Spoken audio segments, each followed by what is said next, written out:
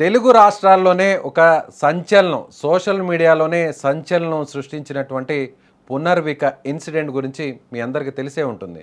పునర్విక ఒక అత్యంత అరుదైనటువంటి వ్యాధితో బాధపడుతూ, ఆ వ్యాధికి అవసరమైనటువంటి ట్రీట్మెంట్ కోసం ఒక వ్యాక్సిన్ అంటే 16,00,00,000 విలువైనటువంటి వ్యాక్సిన్ ఇంజెక్షన్ వేస్తేనే ఆ పాప ప్రాణాలతో బతికి బయటపడుతుంది అనేటువంటి ఉదంతాన్ని ఇటీవల మనం సోషల్ మీడియాలో చూసాం.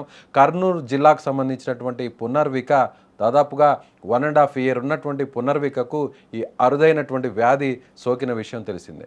స్పైనల్ మస్కులర్ అట్రోఫీ టైప్ 1 అనేటువంటి అత్యంత అరుదైనటువంటి వ్యాధికి ఇప్పుడు ట్రీట్మెంట్ సక్సెస్ఫుల్గా జరిగింది. సోషల్ మీడియాలో ఈ ఉదంతం గురించి గత కొన్ని రోజుల కిందట వైరల్ అయినటువంటి విషయం తెలిసిందే. మొత్తం ప్రతి ఒక్క ఇన్ఫ్లుయెన్సర్ కదిలాడు.